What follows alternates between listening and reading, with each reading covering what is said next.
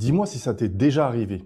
Tu vois passer une tendance partout sur YouTube, LinkedIn et X. Et tu te dis, mince, j'aurais dû y penser avant. Le problème, c'est que la plupart du temps, quand on parle de tendance, elle est déjà morte ou ultra saturée. Et pourtant, il existe des signaux faibles, des sujets qui commencent à monter tranquillement, que presque personne ne regarde, mais qui vont exploser quelques mois plus tard. Et ce genre d'infos, c'est de l'or. Surtout si tu crées du contenu, si tu vends des services, ou si tu cherches simplement à prendre un coup d'avance. Et aujourd'hui, j'ai envie de te parler d'un outil que j'ai découvert récemment, que très peu de gens utilisent vraiment et dont on ne parle quasiment jamais. Un outil qui permet de repérer les tendances avant tout le monde et pas après coup. Je vais t'expliquer ce que c'est, te montrer l'interface concrètement et surtout, je vais prendre un exemple réel pour te montrer comment détecter une tendance qui explose et comment la surfer intelligemment. Si tu en as marre d'arriver trop tard, cette vidéo risque clairement de te plaire. L'outil dont je te parle s'appelle Exploding Topics et son rôle est très simple à comprendre. Son objectif, ce n'est pas de te dire ce qui a marché hier, mais de t'aider à voir ce qui est en train de décoller maintenant. Concrètement, Exploding Topics analyse plein de signaux sur le web, les recherches, les usages, les discussions, et il repère des sujets dont l'intérêt est en forte croissance. Pas des tendances qui sont déjà un peu partout, pas des sujets complètement rincés, des sujets qui commencent à émerger souvent encore sous les radars. Et c'est là toute la différence avec des outils classiques comme Google Trends ou d'autres outils SEO comme Ahrefs ou bien SEMrush. Google Trends, par exemple, c'est très bien pour analyser quelque chose que tu connais déjà. Mais si tu ne connais pas quoi chercher, tu passes à côté de 90% des opportunités. Exploding Topics, lui, fait le travail inverse et te propose directement des idées de sujets que tu n'aurais probablement jamais cherché de toi-même. C'est pour ça que cet outil est particulièrement intéressant si tu crées du contenu, si tu lances des offres ou si tu veux simplement comprendre où vont les usages dans les mois à venir. Et ce que j'aime bien, c'est que ce n'est pas un outil réservé aux grosses boîtes ou aux équipes data. Même solo, tu peux très vite t'en servir de manière intelligente. Je te propose qu'on passe sur mon écran. Comme ça, tu vas voir concrètement à quoi ça ressemble et comment est-ce qu'on s'en sert. Donc on se retrouve sur mon écran, comme tu peux l'observer, je suis sur l'écran d'accueil tout simplement d'Exploding Topics, donc qui a été racheté par SEMrush. Tu vois le logo ici, si tu t'y connais un petit peu en SEO, je pense que SEMrush ça te parle. C'est un mastodonte du secteur et ça permet d'analyser énormément d'éléments et de trends sur spécifiquement le SEO. Et ils ont racheté Exploding Topics, je pense parce que c'est une grosse hype et qui mise à fond dessus. Donc voilà, sur l'écran d'accueil, c'est assez simple à comprendre. Sur la gauche, pardon, tu as plusieurs éléments qui vont pas être forcément pertinents pour toi tout de suite. Je vais te les présenter rapidement. Trend tracking, donc c'est pour créer un projet et pour suivre tout un tas de trends dans un seul projet. C'est un peu le même principe que sur SEMrush quand tu crées un projet. Donc généralement, c'est lié à un site internet et ça te permet de faire tout un tas de choses, des analyses de mots-clés, des suivis de position, des suivis de trafic, etc., de l'observation de la concurrence sur un seul projet. Donc là, c'est plus ou moins la même logique. Tu as Trend Database, on va y revenir après. C'est un onglet qui va t'intéresser. Tu as un onglet aussi TikTok pour l'analyse des trends TikTok. Moi, à titre personnel, ça me concerne pas forcément parce que je suis plus dans le B2B. Mais si tu fais du B2C, ça peut être aussi intéressant pour toi. Là, c'est pour analyser une trend spécifique. Donc, si tu sais déjà le sujet de la tendance, par exemple, bon, c'est un peu le même principe que Google Trend. Tu renseignes une tendance et puis tu regardes l'évolution du volume de recherche, etc. Là, c'est un peu pareil. C'est dans le cas où tu connais déjà une tendance spécifique que tu souhaites analyser. Ici, c'est spécifique au monde des startups. Alors, j'ai oublié de l'évoquer. Il y a une version gratuite de 7 jours sur Exploding Topics que j'ai prise pour l'occasion pour te présenter l'outil. Mais dans cette version gratuite, tu n'as pas accès à tous les éléments. Comme tu peux voir ici, c'est flouté. Donc cet onglet-là est pas forcément disponible totalement quand tu es en version d'essai. En tout cas, moi j'ai pris la version d'essai avec l'abonnement basique. Je te montre rapidement les tarifs. Donc moi je suis en train de tester cette offre-là. Après pour monter sur par exemple voir les trends des startups, comme tu viens de le voir, là il faut prendre plutôt un abonnement à Investor. Tu as toujours 7 jours de test si tu souhaites. Si tu n'es plus intéressé, n'oublie pas de retirer ta carte bleue. Donc voilà, moi j'ai pris celui à 39 €. Et sur celui à 39 €, tu ne vois pas tous les éléments pour les startups, mais en gros, tu comprends l'idée. C'est pour voir un petit peu les hypes, les tendances d'explosion des startups, enfin de startups spécifiques. Donc c'est assez intéressant parce que tu vois que certaines sont en train d'exploser. Je ne sais pas ce que c'est que Somei Noya. On va regarder ensemble rapidement. Donc c'est une entreprise japonaise basée à Tokyo, spécialisée dans la fabrication de tofu et des éléments à base de soja qui respectent l'environnement. En gros, c'est ça. Ils sont en train d'exploser en termes de tendance sur Internet. C'est super intéressant. Bon, moi ça me concerne pas forcément, mais ça donne des infos très très spécifiques, tu vois, le nombre d'employés, est-ce que c'est bootstrap ou pas? Alors bootstrap, c'est un peu du langage de start-upper si t'es pas familier. Ce sont les entreprises qui ne lèvent pas de fonds et qui se construisent en autofinancement. Donc là, c'est le cas de cette entreprise. Tu vois, par exemple, Donut Lab a passé une série A. On va pas rentrer dans les détails de ce que c'est, mais en gros, elle a levé des fonds. Tu vois l'élément ici. Donc, ça donne franchement des choses très, très intéressantes, en plus de la tendance où tu vois que ça explose. Là, c'est drôle parce que tout à l'heure, j'évoquais le côté, comment dire, buzz et le côté tendance. C'est vrai que là, sur les deux premiers, on a l'impression que c'est vraiment un buzz parce qu'il y a un pic de croissance incroyable qui explose d'un coup, alors que sur cette entreprise Pentire Drinks, tu as une tendance un petit peu plus calme, on va dire, comparé aux deux premières entreprises. Ici, c'est pareil, hein, ça explose, mais tranquillement. Donc voilà, ça c'était pour cet onglet-là. Tu as l'onglet Trending Products. Ça, si tu fais du e-commerce, ça va être super intéressant pour observer tout ça. Donc les produits qui sont en tendance et que tu pourrais toi-même vendre par la suite si, par exemple, tu as un site de e-commerce. Super pertinent. Et tu as un onglet Meta Trend où là, ça va être sur une analyse un petit peu plus groupée, on va dire. En gros, l'idée, c'est que, par exemple, si tu as une tendance qui va être produit de beauté, dans cette tendance produit de beauté qui est très large, tu vas avoir des micro-tendances, par exemple, sur des produits des compléments alimentaires.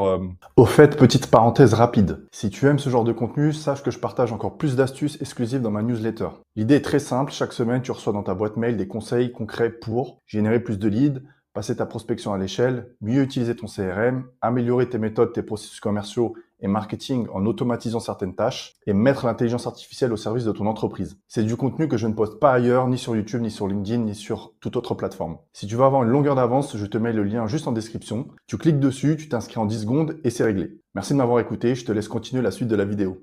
Ou des choses par exemple qui vont être bonnes pour la peau, qui contiennent des vitamines spécifiques, etc. Et en fait, ça va faire un amalgame entre toutes ces micro-tendances pour les mettre dans une grosse catégorie qui va être produits de beauté, par exemple. Et du coup, tu vas pouvoir voir un petit peu comment est-ce que toutes ces micro-tendances injectent de l'énergie dans cette plus grosse tendance. Donc, ça peut être aussi très pertinent pour un cas spécifique. Alors, tu l'as certainement remarqué, je sais pas si je l'ai évoqué, mais tout est en anglais et ça se base sur des tendances dans le monde anglophone. Mais comme tu le sais, généralement, tout ce qui fonctionne dans le monde anglophone, mais 2, 3, 4, 5, voire même 10 ans à arriver dans le monde francophone. Donc ça, au final, bon, si tu ne comprends pas l'anglais, c'est un petit peu embêtant. Mais au final, c'est super intéressant pour capter les tendances avant qu'elles arrivent sur le marché francophone. Donc voilà, c'est pour moi un argument de plus qui fait que cet outil est quand même assez intéressant. Donc là, on va prendre un petit exemple, je sais pas, on va aller dans Trend Database. En tout cas, pour moi, c'est ce qui me semble le plus intéressant. Donc c'est pour capter des tendances sur des sujets précis. Donc tu vois, tu as plusieurs catégories, business, technologie, beauté, etc. Donc moi, je vais rester sur business et on va voir un petit peu ce qu'il y a. Bah tiens, on va voir les tendances marketing. Apparemment, il y en a pas mal. Regardons ensemble ce que c'est, vu que c'est un sujet qui me concerne. Je vais peut-être regarder Productivity aussi avant. Donc, sur l'onglet Productivity, on arrive à toutes ces tendances. Souvent, ce sont des éléments, comme je disais, qui sont sur le marché anglophone. Donc, c'est pas des choses que je connais de prime abord. Donc, je vois des trucs machin GPT. Il y avait quoi ici Notre GPT, donc je suppose que c'est en lien avec l'intelligence artificielle. J'ai regardé un petit peu les filtres disponibles ici. Tu peux filtrer par croissance, ligne de tendance, date de découverte, le plus gros volume, le volume le plus faible. Donc moi, ce qui va m'intéresser, c'est plutôt la croissance. Est-ce qu'elle est violente ou non? C'est pas forcément le volume de recherche ou ce genre de choses.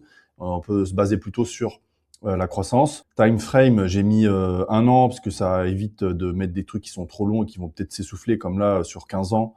On va regarder d'ailleurs par curiosité. Ouais, c'est intéressant, par exemple ça, Gridfinity, grosse croissance depuis, on va dire début 2023. D'ailleurs, je vais regarder ce que c'est. Donc c'est un projet open source créé par Zach Friedman. Donc l'objectif est de concevoir un cadre simple pour des solutions de stockage personnalisables grâce à l'impression 3D. On va voir les autres éléments dispo. Donc la croissance, est-ce que c'est une croissance qui explose, qui a atteint un palier? Donc là, on peut voir celles qui ont atteint un palier et qui s'essoufflent. C'est super intéressant. Et on a une autre, on peut aussi regarder la croissance qui est régulière. Donc là, ça va être des choses un petit peu moins violentes, on va dire. On peut sélectionner si on souhaite des tendances qui concernent des marques ou plus des choses qui n'ont pas forcément rapport avec les marques, ou les deux en même temps. Et on peut aussi choisir la volatilité, donc est-ce que c'est quelque chose d'assez stable ou d'extrêmement volatile. Et dans ce filtre-là, je trouve qu'il y a quelque chose de très intéressant, c'est Future Forecast, donc c'est une projection sur la prochaine année en fait de potentielle croissance d'un sujet ou d'une marque, etc. Donc là, c'est pas disponible parce qu'il faut la version supérieure d'abonnement. Je sais pas si tu arrives à voir ici. Je regarde dans mon retour écran là. Mais en gros, ça te projette tout simplement la courbe de tendance sur les 12 prochains mois en fonction de l'analyse que l'outil fait. Donc ça, c'est, bon, je peux comprendre qu'ils le mettent en abonnement supérieur parce qu'à mon avis, ça, c'est peut-être une des features les plus importantes et les plus intéressantes. Donc on va retourner en arrière pour voir les autres sujets. Tiens, je vais aller voir marketing par curiosité. On va choisir celle qui explose. Donc là, en marketing, on parle beaucoup de création UGC. Donc c'est de la création qui est faite par les utilisateurs en fait. Donc ils vont tourner des vidéos par exemple pour mettre en avant un produit qu'ils ont testé et du coup en parler et faire une petite review. Donc ça va être réutilisé par exemple par les marques. Donc ça, c'est quelque chose qui explose depuis un petit moment, comme on peut le voir. On va regarder dans d'autres sujets. Tiens, divertissement. Donc tu vois, tu peux fouiller sur tout un tas de sujets. Et là, l'idée, je pense que tu l'as compris, c'est que ça peut te permettre de, par exemple, si tu crées du contenu sur YouTube ou sur les réseaux sociaux, ça te permet de flairer les tendances qui sont en train de monter tout simplement. Comme ça, tu pourras te positionner et puis surfer la vague à la hausse pour pouvoir tout simplement cartonner dans ta création de contenu, développer ton business éventuellement, si ça s'y prête. Donc voilà, moi je t'invite à un peu à bidouiller l'outil pour pouvoir voir tout simplement ce que ça peut t'apporter. Alors forcément, avec un outil comme ça, il y a quelques pièges dans lesquels on tombe très vite. Le premier, c'est de vouloir tout faire.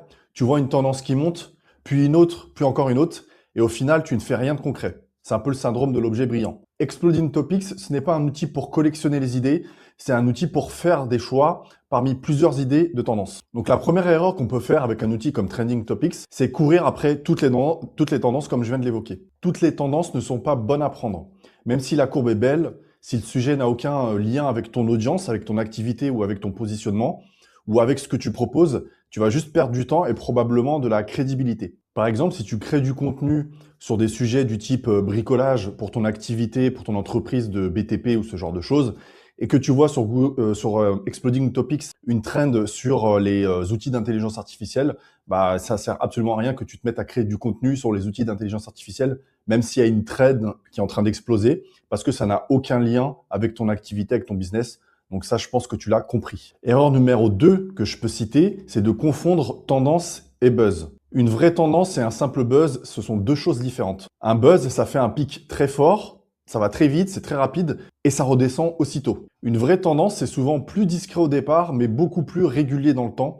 Et c'est justement ce genre de courbe qu'on cherche à repérer ici avec cet outil. Erreur numéro 3, c'est de ne pas croiser tout ça avec le bon sens. Si tu suis la data sans réfléchir, ça va être compliqué. Un outil, ça t'aide à décider, ça ne décide pas à ta place. Pose-toi toujours des questions simples. Est-ce que je peux créer quelque chose sur un sujet spécifique que je vais repérer? Est-ce que mon audience va vraiment s'y intéresser?